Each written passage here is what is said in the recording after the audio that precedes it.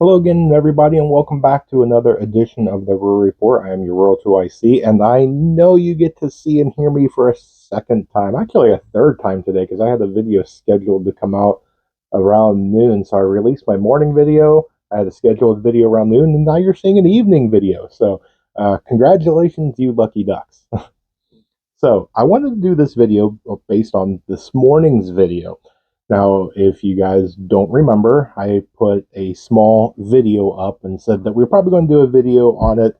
And guess what? This is that video. So, in the prepping community, Prepping 101, it's one of those, what do you want to call it? Kind of a saying. So, two is one and one is none. Common, prepper saying. Um, and I even have the motto of the channel that I put in the description of every single video, which is uh, prepping is not about having the most, it's about putting yourself in the position that need the least. Just, something that kind of like a words to live by. Now, what is the big one that comes to mind whenever you ask somebody, like, oh, what's the prepping motto?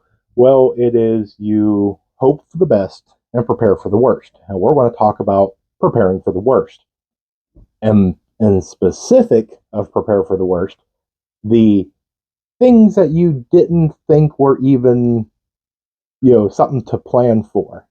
Now, yes, we go through, and I stress very much that you prepare for probable over possible. Now, we're going to talk about the possible and even kind of the, weird things and that, kind of happen and whatever. Let me give you examples. So, me being in Ohio, now I am not near where this happened, but in East Palestine. If you guys remember the big train derailment, I'm sure that those people did not plan on having a train derail and ruin land, ruin air quality, ruin water sources. It's one of those ones that it's kind of an eye opener. Now, there probably is some of you out there that was like, well, I live next to a train track, and, I prepare for, if a train derails or something along those lines. And if you do, awesome. For some of the rest of us, it was a little bit of a wake up call going, wait a second. Mine was I have X amount of water stored. I have, this I can collect rainwater. And my third option is I can go down to the local river, stream, pond, whatever, and I can collect more water. What happens if something like a train derailment or a plane crash or, some other weird event happens and it suddenly cuts that off? That's what we're getting into.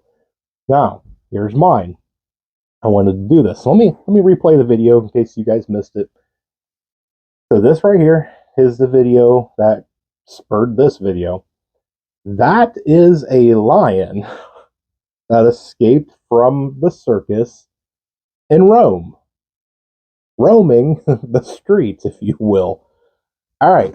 So in somebody's prepper apocalyptic, bingo card, who had prepping for lions? Now, if you live in Africa, or maybe if you live, within walking distance of the zoo, maybe prep for lions. For, me in Ohio, and for, somebody in Tennessee, or, even you guys in the northern states, your North Dakota, Minnesota, things like that, you guys prep for lions? I mean, I'm going to say probably not. Now, yeah, I'm going to get a bunch of pushback going, oh, that was a freak accident, it was a one-time thing, all that. Until it's not, until it happens to you, okay? So, there is circuses that go, there is zoos, there is transportation of these zoo animals. Just because you don't live near a zoo doesn't mean that the Cincinnati Zoo is going to transport two lions over to wherever, over to Texas. And they're on a truck going down through there, and, there's an accident, truck flips over, the lions are on the loose. Okay. I don't know how they transport them. We're just doing an example. Now you have two loose lions in your neck of the woods. Are you prepared for that? I know that there's people that's starting out into the prepping thing that you go out and you go, I want to do self defense. Okay, so you go out and you get a kinetic projectile tool and you do a little bit of research and you go, okay, so probably 9 millimeters, a really good option to start out with. And I would agree. Hey, that's great. Um, will a 9 millimeter take down a fully grown male lion? In theory, yeah. I mean, the 22 technically could, uh, with the right, perfect, well placed shot at the perfect angle, at the perfect time of the perfect everything and all that. It could, in theory, um, but no, probably not. Okay, let's just be honest with that.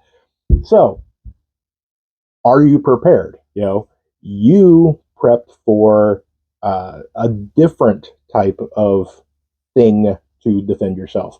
Uh, Maybe your home. Could a lion rip down, your door, or come through your back door, or go after some of your animals and livestock and things like that? In your area, all you have is maybe small things like badgers, coyotes, fox, things like that.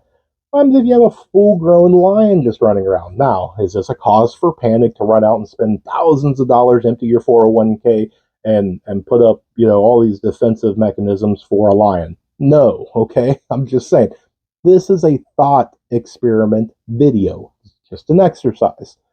So, could things like this actually happen? And actually, let's have some fun with this. If you've had one of them kind of freak one-off things happen in your area where a lion, breaks out of the circus and goes roaming the streets, then share it.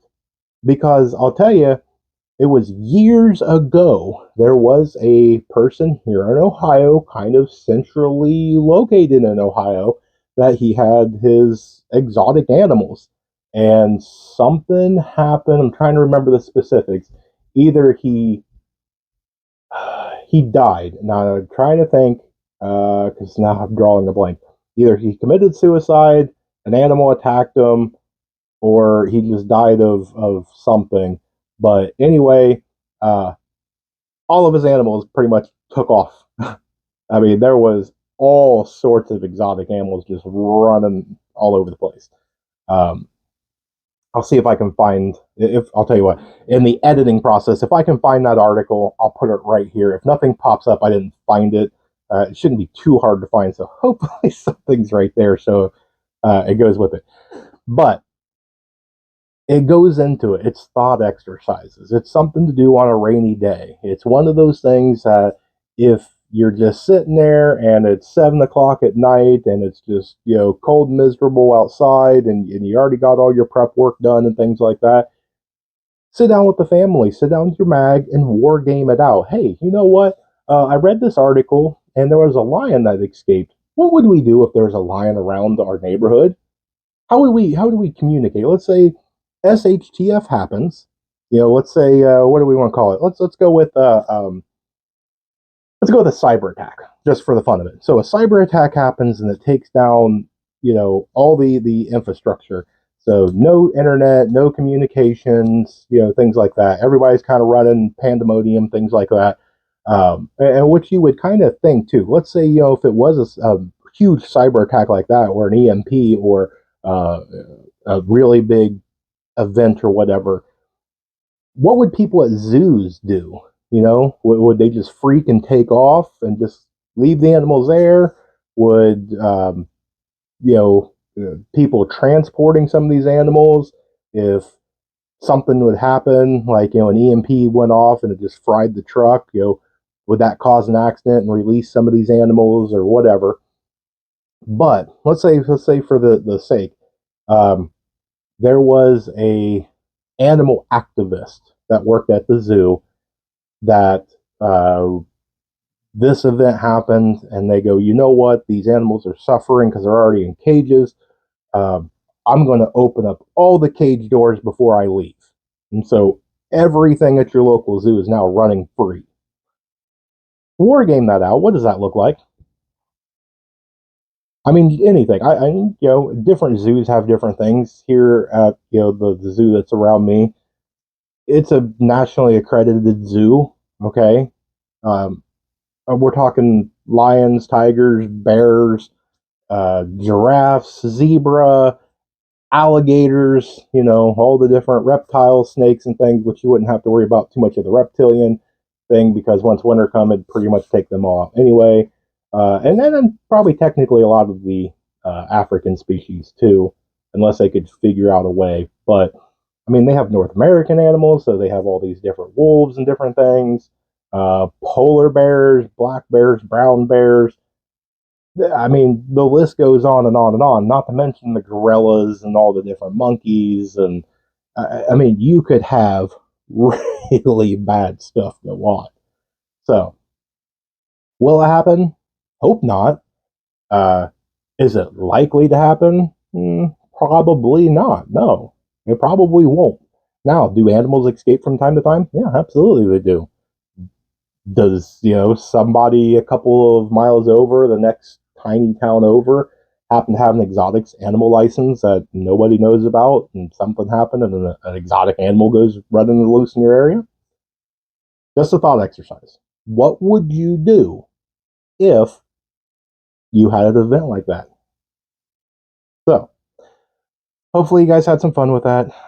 It was just a fun thing to go through, and actually I went through and I started wargaming out for myself what I would do and what my mag and my community and things like that. Just one of them things, it's kind of like what would you do during a zombie apocalypse or an alien invasion. Just so you know, in the case people that don't know, the US government actually has a plan for a zombie apocalypse. Literally. And seriously, they do. Now, the thing behind that was supposed to be just a thought exercise war game, but it is a actual official plan. So that way, in the 0.00001% chance that it actually happens, they actually have something that they can pull out. Okay, so mark it down like that. This is that really one-off thing that goes way back here and collects dust. But if it happens, you're not scrambling. You actually go, hey, I've kind of given this a little bit of thought. I never thought I'd ever have to use this, and this may not be the exact plan, but it is something to go off of. Remember, prepping is all about giving yourself that extra little step that other people that don't prepare have. So you have some food and water in case, the power goes out. The other people, they never thought the power would go out for this long, so they're unprepared. You have that little bit of extra leg. Give yourself a little extra leg on those really one-off things.